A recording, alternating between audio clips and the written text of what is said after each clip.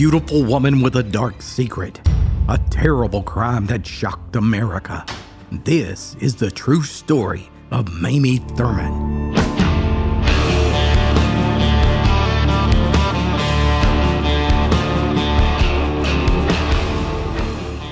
Logan, West Virginia, a wild and rugged region that's been controlled by powerful men since the mining of coal began in the 1800s. It's here that one of the most shocking crimes of the 20th century unfolded, with a cast of shadowy characters and stunning plot twists that even Hollywood itself couldn't have crafted a better script. Buckle up, folks.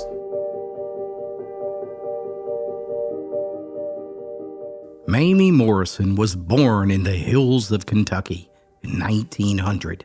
During her childhood, the mountain girl was raised by her father, since her mother passed away before she was even 5 years old. It was clear from an early age that Mamie was a special child. She was highly intelligent, beautiful, and a bit of a social butterfly. By the time she was in high school, she was sought after by many would-be suitors, yet only one would win her heart. That person was Jack Thurman. He was kind and never jealous of Mamie's good looks. Once she was out of high school, the two began dating, and by the time Mamie was 20 years old, the two were married and settled down to a simple life in Bradfordville, Kentucky for the next few years. Jack was building a career as a law enforcement officer. He possessed all the skills. He was hard-working, honest, and he cared about making a difference in his community and making it a better place. But there was little opportunity for moving up the ranks or pay increases in the small Kentucky town.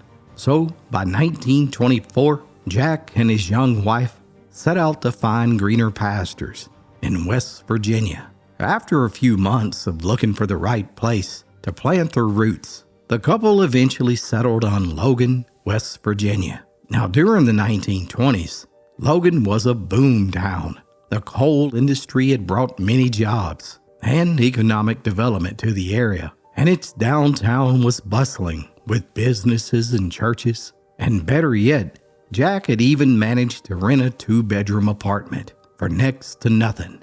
The apartment was located above the garage in the backyard of a prominent citizen named Harry Robertson. Now, Mr. Robertson was a man of considerable wealth and highly respected in the mountain hamlet. He was happily married with 2 young daughters who were the pride of his life. He was a deacon at the Methodist Church, the head bookkeeper at Logan's biggest bank, and the president of the city council. Indeed, he was a man with connections in high places, and he had a reputation for helping others out. In fact, he had rented out a few of his rooms in his well-to-do house for folks just like Jack and Mamie for many years. With all the political connections Mr. Robertson had, it was only a few short weeks before he had helped Jack land a job on Logan's police department, walking the downtown beat on the graveyard shift. Meanwhile, Harry's wife, Louise, also took Mamie underneath her wing and helped her get established. Miss Robertson quickly introduced the young wife to all of the women down at the country club, where they played golf a few times a week, had extravagant lunches together, and even helped Jack and Mamie get established in the Methodist Church. Mamie had never realized that it was possible for folks to live such lavish lifestyles, hidden away in the mountains. No, most folks were barely scratching out a living, working on farms or timber and mining camps. Yet here were the Robertsons, living an extravagant life in a sparkling mansion with all the finest Italian furniture. Mr. Robertson wore 3-piece suits, while Mrs. Robertson wore designer dresses. Heck, they even owned a brand new Ford with a full-time personal chauffeur named Charles Stevenson. Mr. Stevenson was a black man who also came to Logan looking for opportunity. He had grown up in East Tennessee, but the lack of jobs led him to the coal boom of West Virginia. Initially, he had worked in the mines as a laborer when a chance meeting with Mr. Robertson changed his fortunes. One Friday, Stevenson was cashing his paycheck down at the bank when he took notice of the banker man's hunting dogs in his pickup truck. Now, Charles had grown up hunting back in Tennessee when it came to training fox and rabbit dogs. And as unlikely as it was, the wealthy white banker and the poor black coal miner were somewhat of kindred spirits. And soon, they were spending their weekends on hunting trips together, with Charles tending to the hunting dogs. Harry Robertson was so impressed by Stevenson's canny ability and skill that he offered him a job. "Mr. Stevenson, how about you quit your job down at the coal mine and come to work for me?" "Well, that's mighty kind of you, Mr. Robertson, but I don't know what I could do. I don't know nary a thing about finances." "Oh, that's quite all right. You can just do odd jobs around the house, run errands, and help taking care of the dogs. I'll even give you a room to stay up in the attic in the main house. What do you say?" And with that, Charles Stevenson became Harry Robertson's right-hand man, and the two became inseparable. That's right. The Robertsons' estate was one big happy family. Jack and Mamie living in the apartment over the garage, Charles living in an apartment in the main house with Mr. and Mr. Robertson. And for the next few years, they all lived in harmony. Mamie was the picture of a perfect wife and even ran the Sunday school for the children down at church. She was proud of her husband and made sure he had a supper packed each night before he set out to work the overnight shift.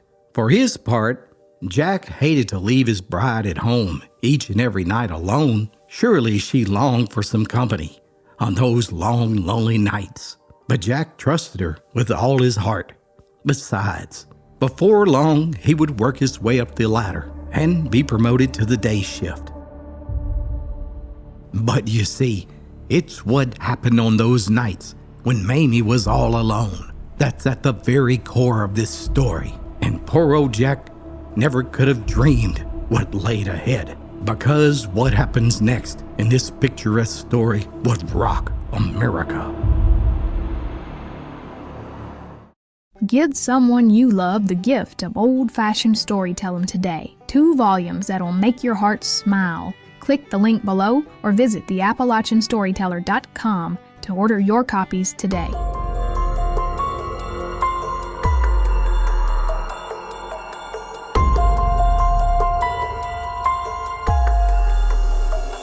By 1932, Jack and Mamie Thurman had been happily married in a small apartment above Harry and Louise Robertson's garage in Logan, West Virginia, for nearly 8 years. Yet, the events that took place one summer night would set off a chain of events that would shock even the most seasoned of criminal investigators. On the evening of June 21st, 1932, Jack Thurman kissed his wife goodnight at 7 p.m. as he walked out the door to work for the graveyard shift. His duties would keep him out all night long as his wife slept at home alone. However, when Mr. Thurman returned home at 6 a.m. the following morning, strangely, Mamie Thurman was nowhere to be found.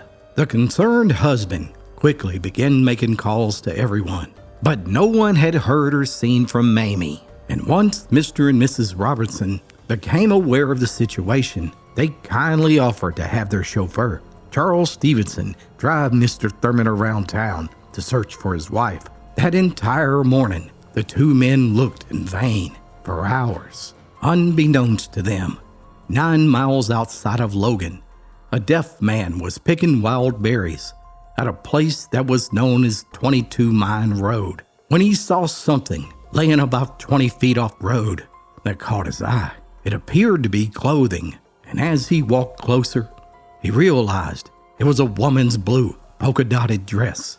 And as he arrived at the bottom of the ditch, he made a gruesome discovery. There, with her eyes open, still looking up at him, was the body of Mamie Thurman.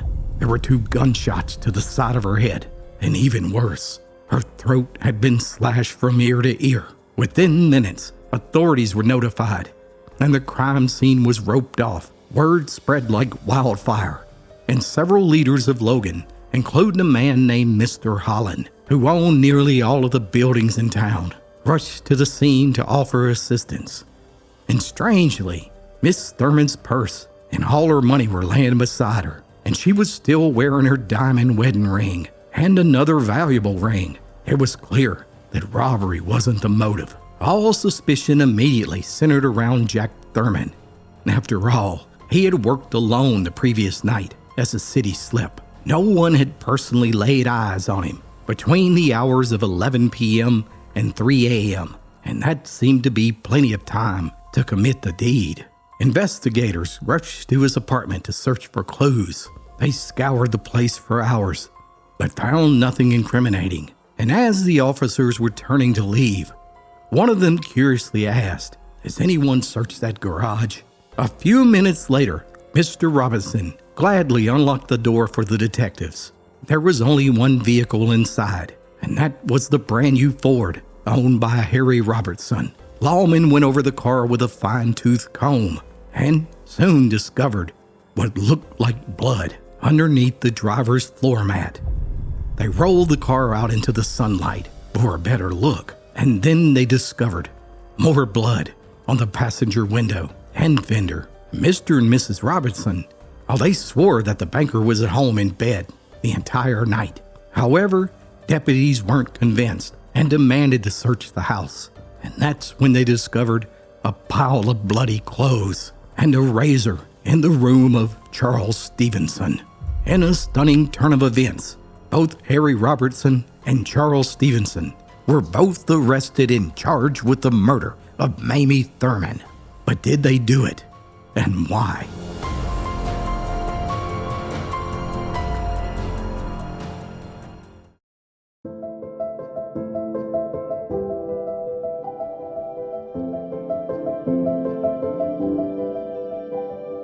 Investigators quickly sent the blood evidence to the state crime lab and brought both men in to be interrogated.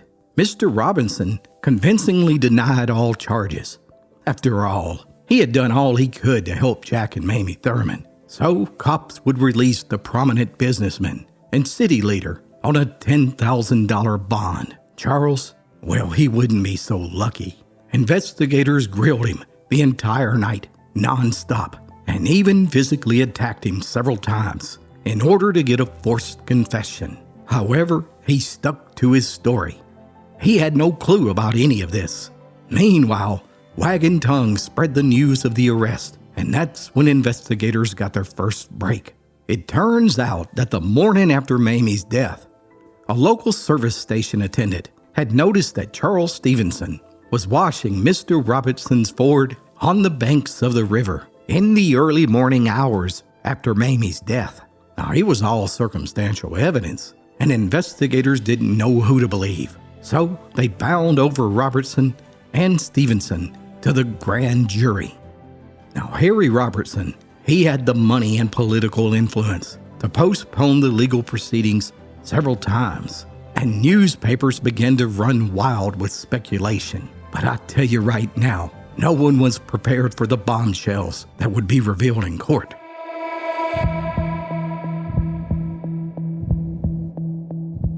On the day the grand jury convened to hear the evidence, the courtroom was packed with over 1,000 people.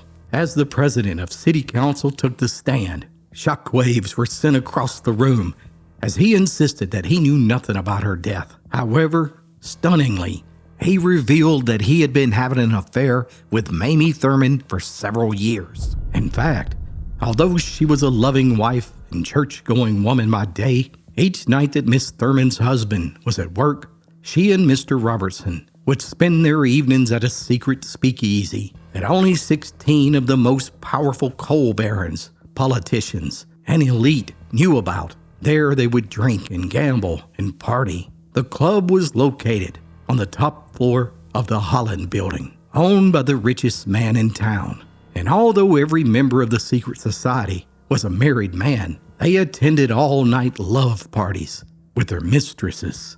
Now Mamie, she was a favorite at the parties. She soaked up the glamorous, forbidden lifestyle, and Mr. Robertson boldly stated that every man in the society had been intimate with Mamie Thurman. And any one of those men could be on the stand instead of him. Next up was Charles Stevenson. He again maintained his innocence and stated that Miss Robertson had recently found out about her husband's affair with Miss Thurman, and she was furious and completely blamed Mamie for ruining her marriage to Harry.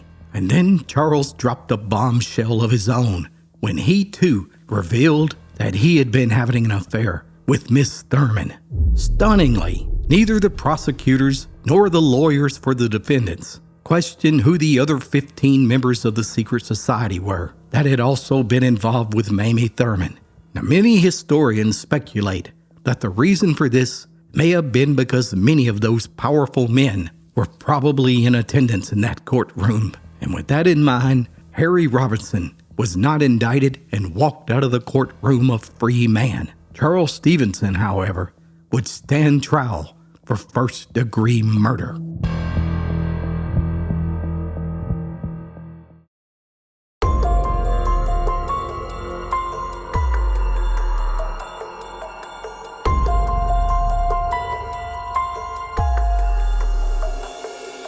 Both Mr. and Mrs. Robinson testified in defense of Charles Stevenson at his trial.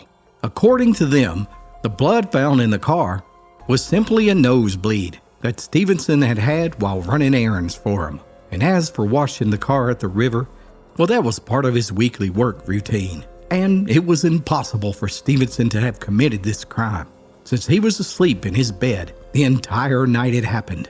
And he had also helped Mr. Thurman look for his wife the day after. In their eyes, the evidence was all circumstantial. However, the prosecution then presented a letter to the jury that Charles Stevenson had written to his sister while he was locked up awaiting trial. In his letter, Stevenson urged his sister to please let Mrs. Robertson know that he would never turn his back on either one of them and was willing to go to prison to save their reputations. And the irony of it all is, he was right. After deliberating for just 58 minutes, the jury found Charles Stevenson guilty and recommended a sentence of life in prison.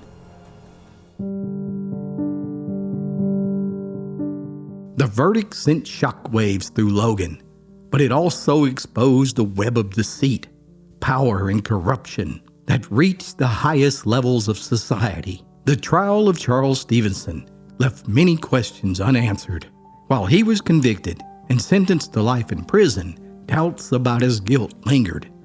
Many believed he was a scapegoat, sacrificed to protect the reputations of Logan's elite. Others speculated that the real killer was among the powerful men who frequented the secret speakeasy, men who had everything to lose if their involvement with Mamie Thurman ever came to light.